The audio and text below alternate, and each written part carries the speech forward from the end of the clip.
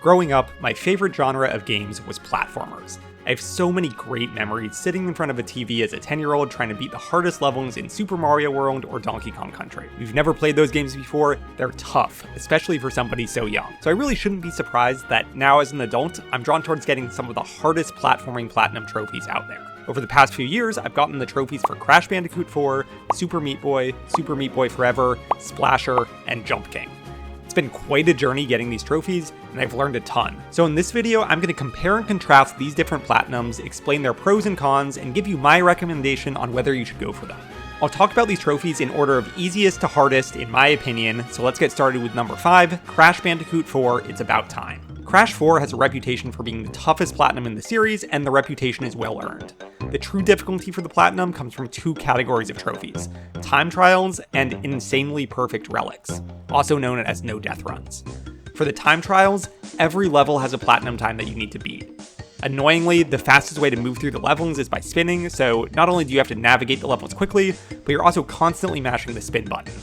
For the insanely perfect relics, you need to beat each level without dying while also breaking every box in the level, so basically getting 100% in the level. Speedruns and no death runs will pop up again and again across these different games, so it's nice that Crash 4 offers a bit of an introduction to each of these two different types of challenges.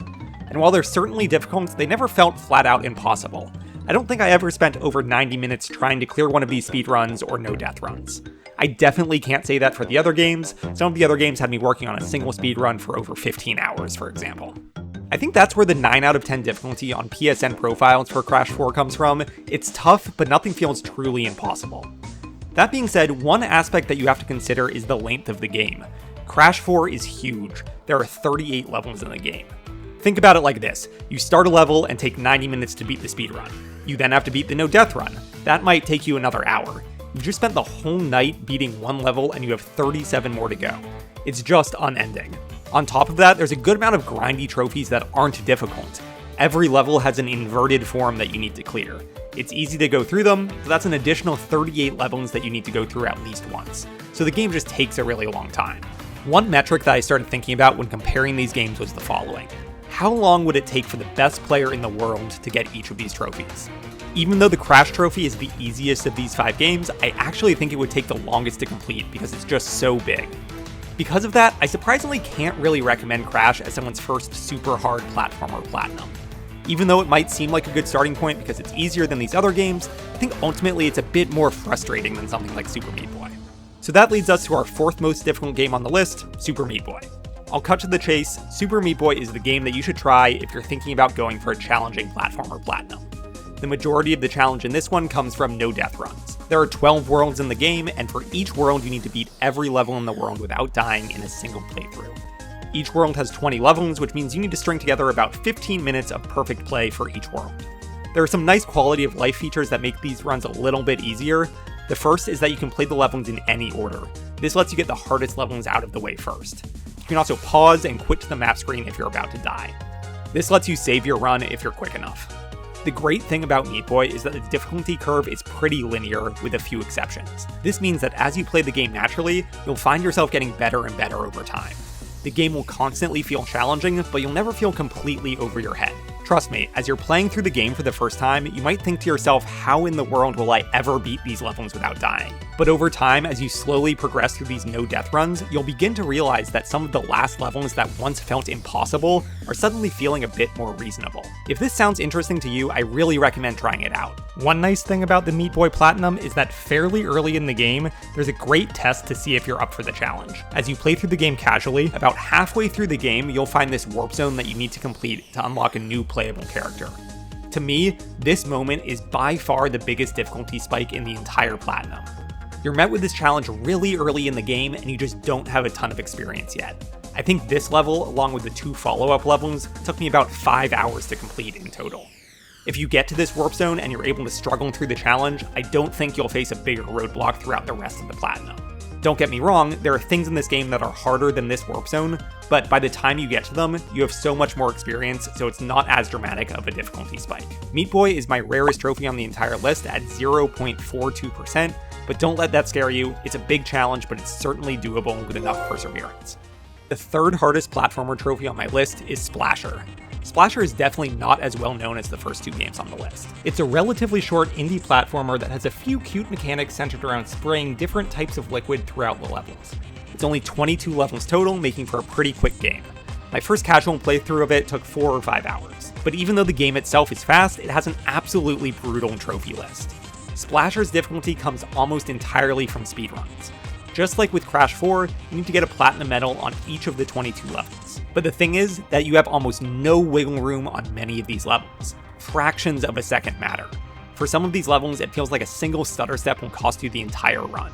Some of these speedruns took me 5 or 6 hours to finally clear. It was definitely a big step up from the Crash speedruns.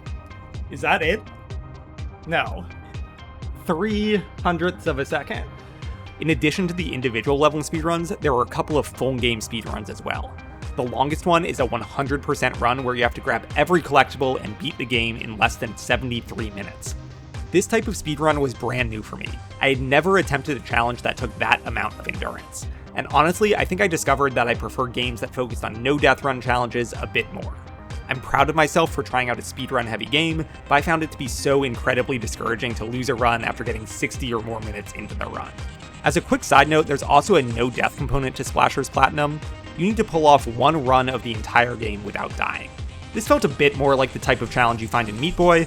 The levels in Splasher were much easier, but because you have to play perfectly for 70 minutes rather than 15 in Meat Boy, it felt about the same amount of difficulty.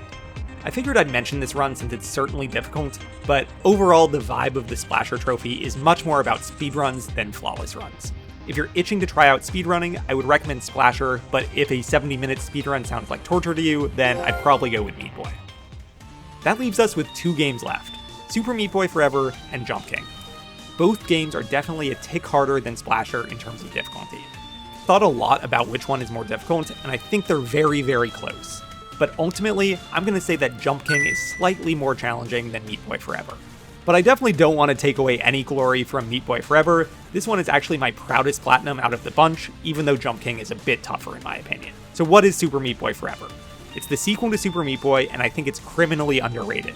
It's an auto runner, which means that you can't stop your character from running forward, you can only jump. The game ends up feeling like a mix between a puzzle game and a platformer. In these later levels, there's so much going on that not only do you have to get your timing right, but you just need to figure out what the hell you're supposed to do to get to the end of the level. It's a lot of fun, lots of cool mechanics. Just like with the original Super Meat Boy, the difficulty for this one comes from deathless runs. Once again, we need to beat every level in a world without dying. On the surface, the world looks shorter with only 6 levels apiece compared to 20 in the original game, but each of those levels takes about 2 to 3 minutes to complete, so it ends up being about the same amount of time. Here's the thing though, the difficulty curve in this game is just absurd. 6 of these worlds are as difficult as the hardest world in the original game. So you're just faced with this gauntlet of absolutely brutal deathless runs. One of these runs took me over 20 hours to finally complete. 20 hours to perfect 6 levels, it's crazy. That being said, it was incredibly satisfying to finally push through and beat these deathless runs. I think part of the appeal is that the community is still discovering new things about the game. There's an element of randomization to the game.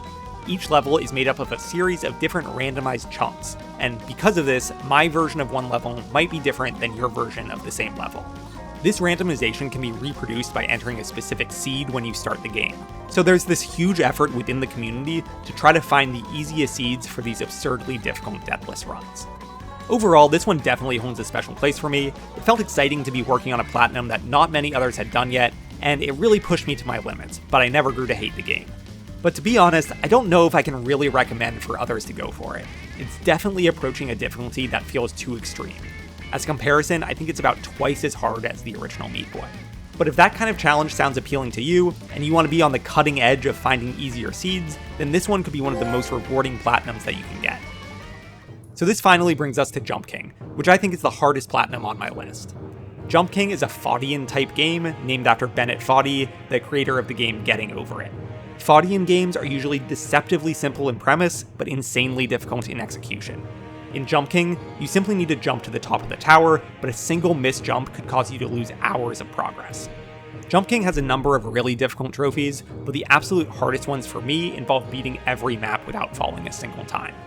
Ultimately, I feel like the game itself is about equally as difficult as Super Meat Boy Forever, but I decided to give the edge to Jump King due to the mental stress this game causes. Remember when I said Crash 4 had one of the longest platinums? It would take the best Crash 4 player in the world a ton of hours to complete the platinum?